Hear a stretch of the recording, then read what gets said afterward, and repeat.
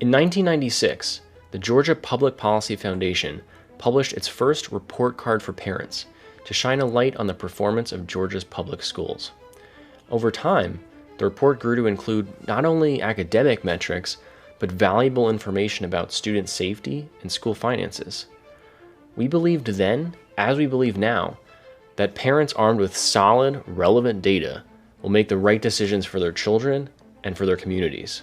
The foundation continued to publish this report card through 2010. We discontinued it once the state of Georgia began publishing more data on education. Federal law also changed along the way, establishing requirements for standardized testing and the public reporting of related data. In short, the need for publicly available data was filled by others, and the foundation stepped back and attended to other matters. However, it seems that everything old is new again. The COVID-19 global pandemic that hit Georgia in 2020 caused standardized testing that year to be canceled as schools were closed to in-person instruction. Since then, the state of Georgia has sought and received a series of waivers from the federal government that have disrupted the reporting of timely, relevant, and meaningful information about students' academic performance.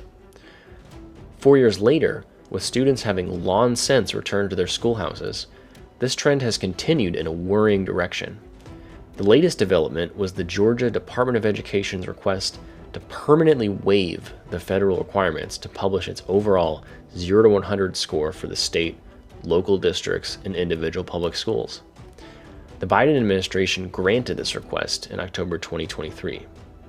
As a result, in December 2023, the Georgia Department of Education published scores for 5 components: content mastery, progress, closing gaps, readiness, and for high schools, graduation rate, for each district and school based on testing from the spring of 2023.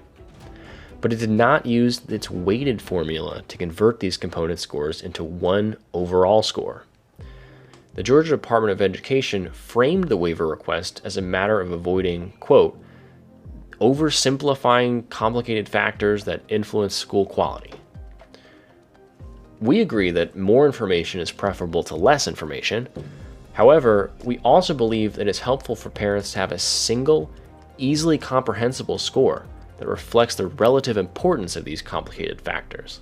High school students receive grades for each class they take, as well as an overall grade point average that combines these scores into a single number on a familiar scale. Parents appreciate the clarity of such a bottom-line score as much as the simplicity, and can be trusted to investigate further if that score causes questions or disappointment.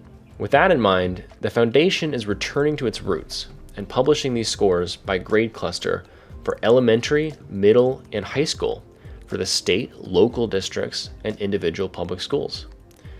We use the component scores published by the Georgia Department of Education in December 2023, and the weights assigned to each of those components for the 2018 and 2019 scores. Unfortunately, these overall scores for 2023 reveal significant declines compared to 2019, despite increased per-pupil spending. For more information on these scores, visit the link in the description.